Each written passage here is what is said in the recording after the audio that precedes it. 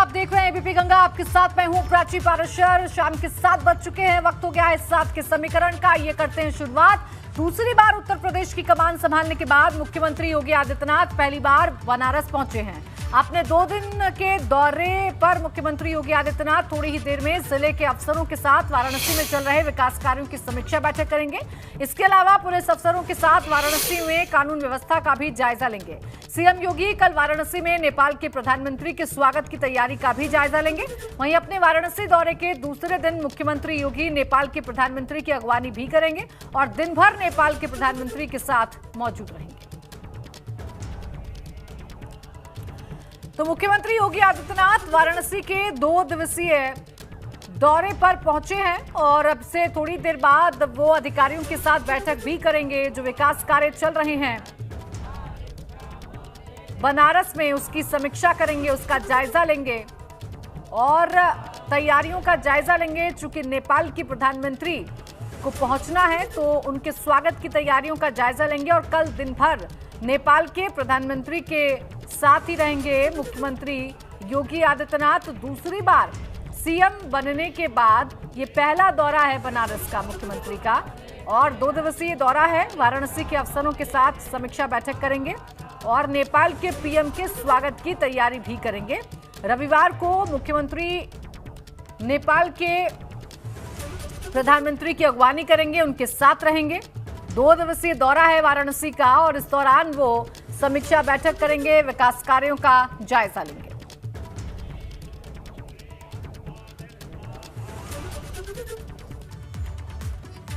और देखिए, इस खबर पर हमारी नजर बनी रहेगी, लेकिन आज यूपी की सियासत की बड़ी खबर आपको बता देते हैं, जिससे एक बार फिर नए राजनीतिक समीकरण की सुगबुगाहट तेज हो गई है। इस खबर से एक बार फिर मुलायम परिवार में अखिलेश यादव और शिवपाल यादव की दरार सामने आ गई है। पहली बार अखिलेश के चाचा शिवपाल यादव की है, जिन्होंने राजनीति की बिसात पर बड़े सधे हुए अंदाज में चलते हुए नए सियासी संकेत दे दिए हैं। तो दूसरी खबर अखिलेश यादव की है, जो चाचा शिवपाल यादव की नाराजगी की खबरों के बीच आज दिल्ली पहुंचे और अपने पिता मुलायम सिंह यादव से मुलाकात की। लेकिन सबसे पहले बात करेंगे शिवपाल यादव। भतीजे अखिलेश यादव से नाराजगी की खबरों के बीच आज उनके चाचा शिवपाल यादव ने नए राजनीतिक संकेत देते हुए ट्विटर पर पूर्व डिप्टी सीएम दिनेश शर्मा के साथ मुख्यमंत्री योगी आदित्यनाथ और प्रधानमंत्री नरेंद्र मोदी को फॉलो करना शुरू कर दिया है। शिवपाल यादव के इस कदम से अब उनके भाजपा में शामिल होने की चर्चाओं को और हवा मिल गई है।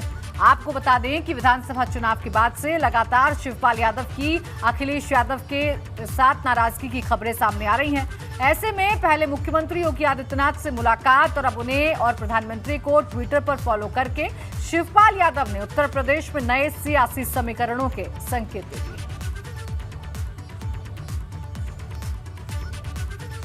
तो देखिए, शिवपाल यादव अपने भतीजे अखिलेश यादव से नाराज चल रहे हैं और ये जो नाराजगी है वो विधायक दल की बैठक के साथ शुरू हुई थी, खुलकर सामने आई थी। शिवपाल यादव ने अपनी नाराजगी को जाहिर भी किया था और लगातार जिस तरीके से वो दूरी बना रहे हैं उससे नाराजगी और भी खुलकर सामने आ रही है। वाराणसी में एमएलसी चुनाव को लेकर गहमागहमी है, लेकिन बीजेपी में सब कुछ ठीक ठाक नहीं है। ये हम इसलिए कह रहे हैं कि बीजेपी के एमएलसी पद के प्रत्याशी सुदामा पटेल को निर्दलीय प्रत्याशी अन्नपूर्णा सिंह से हार का डर सता रहा है। एबीपी गंगा से आज फिर भाजपा एमएलसी उम्मीदवार सुदामा पटेल ने बात की। सुदामा पटेल ने कहा कि पार्टी का संगठन मेरे साथ है, लेकिन पदाधिकारी साथ नहीं दे रहे। हमारे पदाधिकारी माफिया के दबाव में हैं। काशी में एमएलसी चुनाव को लेकर घमासान जारी है। एबीपी गंगा खबर दिखाता ही नहीं है, बल्कि उस खबर की तह तक जाता है और एक बार फिर हम यहां के एमएलसी पद के बीजेपी प्रत्याशी सुदामा पटेल के पास पहुंचे हैं। हमने आपको लेकर आपके बयान को दिखाया और जो सामने वाला जो माफिया तंत्र है, आपने उस पर भी आरोप लगाए कि ऐसी स्थितियां हैं। तो क्या चल रहा है? वाराणसी की जो एमएलसी की सीट है उसे लेकर भारतीय जनता पार्टी के खेमे में क्या चल रहा है? भारतीय जनता पार्टी का संगठन मेरे साथ है, चुनाव की अच्छी तैयारी चल रही है, लेकिन हमारे कुछ पदाधिकारी हमारे साथ नहीं आ रहे हैं और हमारे साथ दिखाई नहीं दे रहे हैं, इसकी थोड़ी कमी है। सुदामा जी, आपने जो बातचीत की एबीपी गंगा से, तो किसके दबाव में है, किसके दबाव में पदाधिकारी हैं और उसे लेकर आपका कदम क्या है? लाजमी है कि यहाँ एक अपराधी किस्म के लोग यहीं बनारस जेल में बंद रहेंगे तो हमारे पदाधिकारी भी दबाव में रहेंगे। लोगों को डर है कि ऐसे लोगों के सामने लड़ने के लिए कोई हिम्मत नहीं करता है तो पदाधिकारी प्रचार करने से भी कहीं न कहीं हिचके। सवाल यह है कि आपको बीजेपी ने प्रत्याशी के तौर पर उतारा, अब पदाधिकारी आपके साथ नहीं खड़े हैं, तो क्या लग रहा है कहाँ कमी रह जा रही है? कमी आपकी ओर से है, संगठन की ओर से है, पदाधिकारियों की ओर से है, या उनके दबाव का परिणाम है?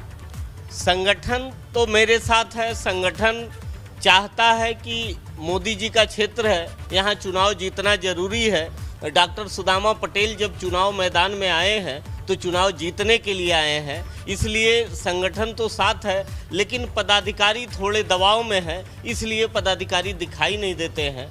अब थोड़ा जब सुब्रत पाठक जी यहाँ 5 दिन 6 दिन रेगुलर पर बैठेंगे वाराणसी में तो हमारे समझ से पदाधिकारी भी साथ चलेंगे। आपने सुब्रत पाठक का नाम लिया, कल तक तो नहीं बैठ रहे थे, अब कैसे, क्या हुआ, उसके बाद क्या हुआ? नहीं, उससे पहले भी एक दिन आए थे, बैठक लिए थे, उनको जिम्मेदारी 1-2 दिन पहले ही मिली है वाराणसी के लिए, तो बैठक लिए फिर गए हैं और 1 दिन 2 दिन में तैयारी करने के लिए सभी विधायकों को टास्क दिए हैं, ब्लॉक प्रमुखों को टास्क दिए हैं। उतनी तैयारी करने के बाद वो कल आने के लिए तय। पूर्व मंत्री और बरेली की भोजपुरा विधानसभा से समाजवादी पार्टी के नवनिर्वाचित विधायक शहजुल इस्लाम के बिगड़े बोल इन दिनों चर्चा का विषय बने हुए हैं। दरअसल शहजुल इस्लाम का समाजवादी पार्टी की ओर से सम्मान समारोह कार्यक्रम का आयोजन किया गया था। इस दौरान उन्होंने भाजपा सरकार पर जमकर निशाना साधा। उन्होंने ये भी कहा कि अगर उनके मुंह से आवाज निकलेगी तो हमारी भी बंदूकों से धुआं नहीं बल्कि गोलियां ही निकलेंगी। अब वो विधायक अच्छा हुआ हमारे 125 वो दिन चले गए जब उनकी तानाशाही चलती थी। एक मजबूत विपक्ष उत्तर प्रदेश के अंदर मौजूद है और एक हमारे हर अजीज नेता जो कि बब्बर शेर है अखिलेश यादव, वो भी आपके सामने। तो अगर उसके मुंह से भी अगर आवाज निकलेगी तो हमारी भी बंदूकों में से आधी सुई धुआं नहीं निकलेगा, गोली निकलेगी, बताना चाह रहा हूं। देखिए, एक बार फिर से आपको बताते हैं कि मुख्यमंत्री योगी आदित्यनाथ बनारस के दौरे पर हैं। उनका ये 2 दिवसीय बनारस का दौरा है और दूसरी बार उत्तर प्रदेश की कमान संभालने के बाद पहली बार बनारस पहुंचे हैं, जहां कुछ ही देर में अधिकारियों के साथ समीक्षा बैठक करेंगे। तो वहीं नेपाल के प्रधानमंत्री के आगमन की तमाम तैयारियों का जायजा भी मुख्यमंत्री खुद लेंगे। हालांकि लगातार बनारस का दौरा मुख्यमंत्री करते हैं, लेकिन ये दूसरी बार शपथ लेने के बाद पहला दौरा है मुख्यमंत्री योगी आदित्यनाथ का बनारस में, जहां वो वाराणसी के विकास कार्यों का भी जायजा लेंगे, अधिकारियों के साथ बैठक करेंगे और नेपाल के प्रधानमंत्री के आगमन को लेकर जो तैयारियां हैं उनका भी जायजा लेंगे। नीतीश मेरे सहयोगी इस वक्त वाराणसी से जुड़ गए हैं, सीधा उन्हीं के पास चलेंगे। नीतीश, फिलहाल क्या जानकारी है? बनारस में है सीएम, इस वक्त क्या कर रहे हैं, क्या कार्यक्रम आज उनके प्रस्तावित है? आपको अपडेट बता दूं कि मुख्यमंत्री की बैठक शुरू हो चुकी है, मुख्यमंत्री की समीक्षा बैठक शुरू हो चुकी है। इस बैठक में जनप्रतिनिधि और अधिकारी दोनों मौजूद हैं। आपको बता दूं कि मुख्यमंत्री अपने दूसरे शासन के बाद दूसरी बार शपथ जब उन्होंने ली है, उसके बाद पहली बार काशी की धरती पर पहुंचे हैं और जो उनके पदाधिकारी थे उनमें खासतौर पर उत्साह देखने को मिल रहा था। जिस तरह से जैसे ही मुख्यमंत्री का यहाँ पर उड़न खटोला पुलिस लाइन मैदान में उतरा, जितने भी कार्यकर्ता और पदाधिकारी हैं तेजी से उनकी तरफ बढ़े और बढ़ के उनका स्वागत किया और गर्मजोशी से स्वागत के बाद मुख्यमंत्री सर्किट हाउस पहुंचे। कुछ देर उन्होंने बातचीत की, जैसे कहते हैं कि परस्पर वार्तालाप होते हैं, और उसके बाद अब मुख्यमंत्री की समीक्षा बैठक शुरू हो गई है। समीक्षा बैठक के बाद मुख्यमंत्री बाबा श्री काशी विश्वनाथ धाम जाएंगे। इसके साथ ही आपको बता दूं कि खिड़किया घाट का भी दौरा कर सकते हैं मुख्यमंत्री, और जो यहाँ का पशुपतिनाथ का मंदिर है वहाँ पर भी मुख्यमंत्री जाएंगे। तो आज का मुख्यमंत्री का ये प्लान है। और अगर बात करें कल की, तो कल जब नेपाल के प्रधानमंत्री काशी की धरती पर पहुँचेंगे तो मुख्यमंत्री उनका स्वागत करेंगे। और स्वागत करने के साथ ही मुख्यमंत्री जहाँ जहाँ उनका आयोजन है, जहाँ जहाँ नेपाल के प्रधानमंत्री को जाना है, चाहे वो बाबा विश्वनाथ का मंदिर हो, चाहे पशुपतिनाथ का मंदिर हो, या फिर जो गंगा की सैर हो, वो सारी जगहों पर यहाँ पर मुख्यमंत्री उनके साथ मौजूद रहेंगे। तो 2 दिवसीय दौरे पर यूपी के मुख्यमंत्री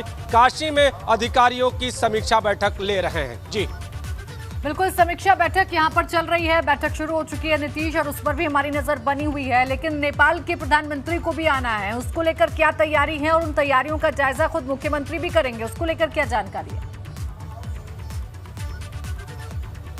आपको बता दें कि नेपाल के प्रधानमंत्री के आगमन के मद्देनजर पूरी काशी में खास तौर पर तैयारियां की गई हैं। जगह जगह बैनर पोस्टर लगाए गए हैं। इसके साथ ही जहां जहां नेपाल के प्रधानमंत्री को जाना है वहां वहां खास तौर पर तैयारियां हैं। एक रूट प्लान डिसाइड किया गया है। इसके साथ ही जब प्रधानमंत्री वहां से नेपाल के गुजरे तो विशेष तरह की जो काशी की जो भव्य आभा है वो उनको महसूस हो, इस तरह के इंतजाम हुए हैं। और जहां जहां वो जाएंगे, जैसे खिड़किया घाट की बात करें तो खिड़किया घाट वो जब जाएंगे, खिड़किया घाट से फिर नौका पर सवार होकर बाबा विश्वनाथ धाम के लिए जाएंगे। इसके बाद अगर कहें पशुपतिनाथ के मंदिर जाएंगे। तो ये जो पूरा रूट होगा, इस पूरे रूट पर मुख्यमंत्री उनके साथ मौजूद रहेंगे। और आपको बताएं कि जिस तरह से भारत नेपाल के संबंधों की चर्चा होती है और प्रधानमंत्री का यह संसदीय क्षेत्र है, पहले भी कई राष्ट्राध्यक्ष यहां पर आ चुके हैं। और सिर्फ आना ही उनका एक खास मायने नहीं रखता, बल्कि जब वो काशी आते हैं तो काशी आकर वो कैसे काशी से प्रभावित होते हैं और आने वाले दिनों में भारत और जो सामने वाला देश होता है उसकी मैत्री को किस तरह से मजबूती मिलती है काशी आगमन के बाद,